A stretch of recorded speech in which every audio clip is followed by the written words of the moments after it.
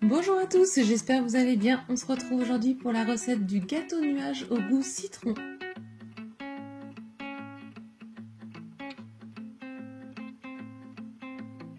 On va commencer par le gâteau avec 60 g de farine, 2 œufs, 60 g de sucre et le zeste d'un citron. Je commence dans mon plat par venir casser mes 2 œufs.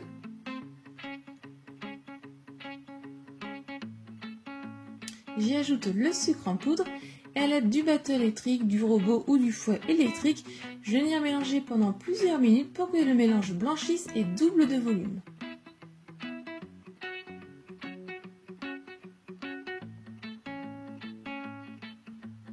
Donc une fois que c'est bien doublé de volume, on obtient une préparation encore assez liquide.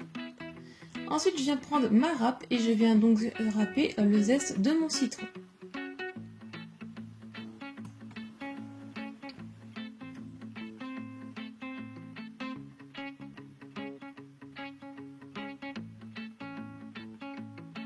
J'y ajoute la farine en une seule fois et à l'aide d'une maryse ou d'une spatule, je vais venir mélanger délicatement pour pas que le mélange d'œuf-sucre ne retombe.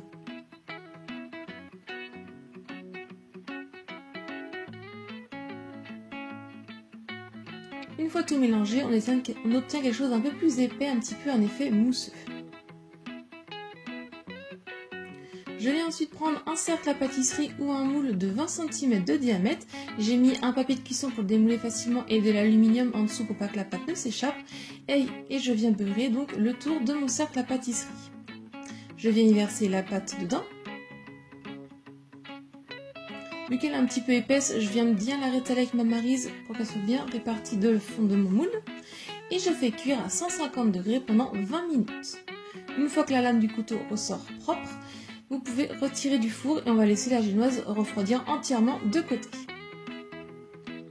Pour la mousse au citron, il nous faudra 70 g de sucre, 2 œufs, le jus de 3 citrons et le zeste des 3 citrons, une feuille plus la moitié d'une autre feuille de gélatine, 30 g de beurre et 25 cl de crème liquide entière bien froide. Je commence dans de l'eau bien froide par venir y hydrater pendant une dizaine de minutes mes feuilles de gélatine. Pendant ce temps-là, dans ma casserole, je viens verser le sucre en poudre et je viens donc râper avec ma râpe le zeste des citrons. Je viens ensuite y ajouter mes œufs dans la casserole.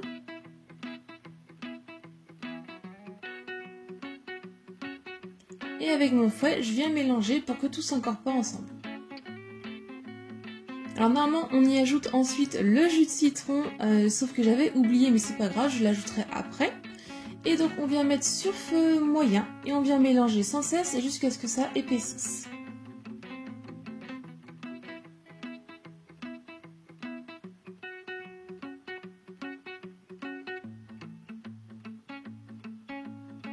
Ensuite, hors du feu, on vient essorer donc nos feuilles de gélatine et on vient les ajouter dans notre casserole. On mélange avec le feu pour que ça fonde.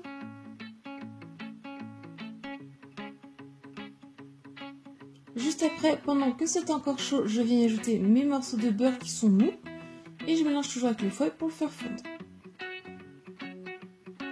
Et ensuite, donc moi vu que j'avais oublié, je l'ai fait juste après, je viens couper mes citrons en deux et je viens récupérer le jus.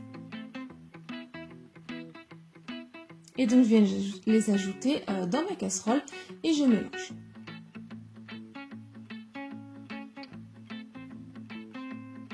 Donc on obtient un mélange assez épais, un peu liquide, mais avec la gélatine ça va épaissir. On ajoute donc ce mélange dans un autre récipient. Je vais filmer au contact et je vais le mettre au moins 30 minutes au frigo pour que ça refroidisse un peu plus vite, le temps de faire la chantilly. Donc je viens mettre ma chantilly dans mon bol de mon robot ou sinon vous faites au batteur électrique. Donc tout est bien froid, tout a été mis au congélateur ou au frigo à l'avance.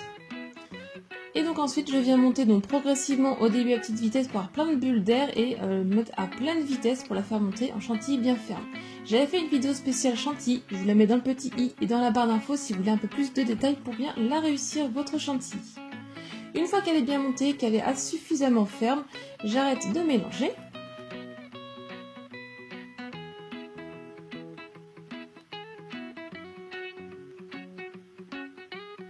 Ensuite, je viens prendre ma pâte de gâteau.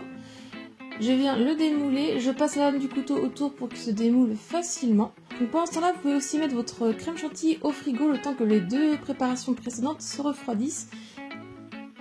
Donc je démoule donc mon cercle à pâtisserie de mon gâteau, je viens enlever le papier de cuisson et je viens le déposer donc dans mon assiette de présentation. Donc, je vous montre aussi l'épaisseur qu'il doit avoir. S'il est un peu plus monté, vous le coupez un petit peu. Donc je viens reprendre mon cercle à pâtisserie, je viens bien le serrer pour être sûr que la mousse n'y est pas après en dessous.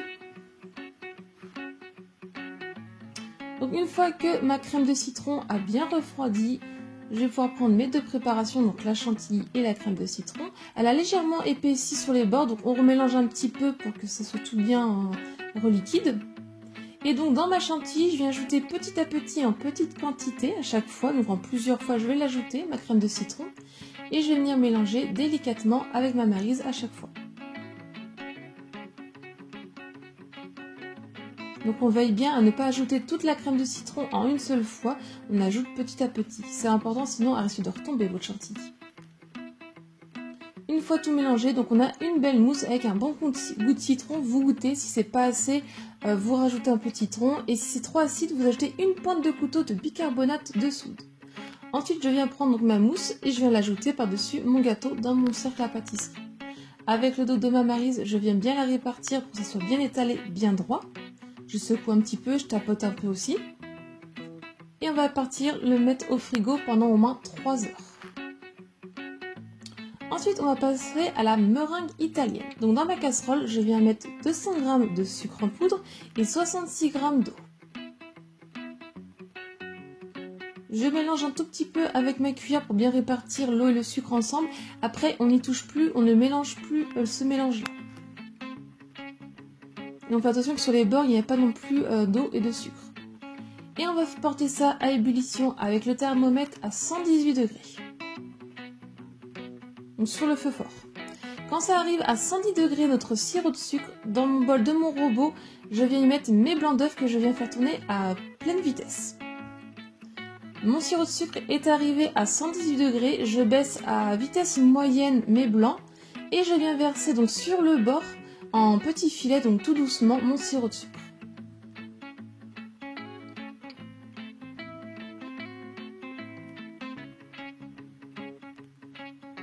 Une fois tout coulé, on va pouvoir immédiatement remettre à pleine vitesse notre bateau électrique et on va laisser pendant quelques minutes donc la meringue monter et refroidir. On vérifie le bas du robot, vous allez voir qu'il est bouillant et qu'au bout de plusieurs minutes, il va être refroidi. Donc une fois que c'est bien monté, que c'est refroidi le bol et que donc quand vous regardez, vous avez le bec d'oiseau bien épais, votre meringue est prête.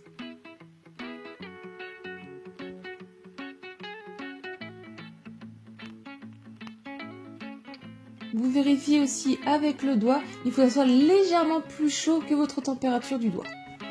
Ensuite, je viens prendre une poche à douille avec une douille cannelée et je viens donc la garnir ma poche à douille de meringue italienne. Ensuite, je suis venue donc démouler mon cercle à pâtisserie en passant la lame du couteau légèrement au-dessus. Vous pouvez utiliser du rhodoïde si vous le souhaitez. Et ensuite, je viens faire donc la décoration que vous souhaitez. Donc moi, j'ai préféré faire des petites pointes ou sinon, vous pouvez faire des cercles ou autre chose.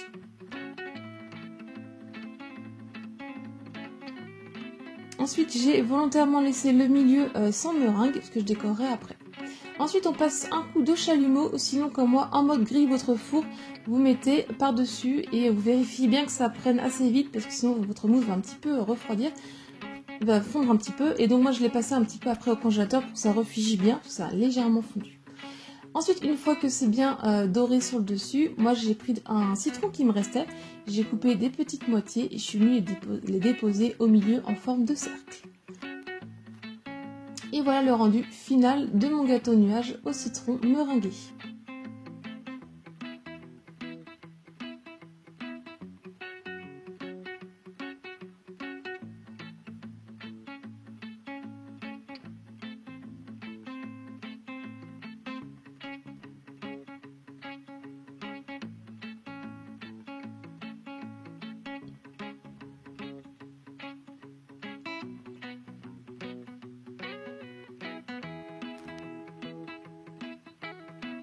La recette est terminée, j'espère qu'elle vous a plu. Si c'est le cas, mettez un j'aime, laissez-moi un petit commentaire pour me dire ce que vous en avez pensé.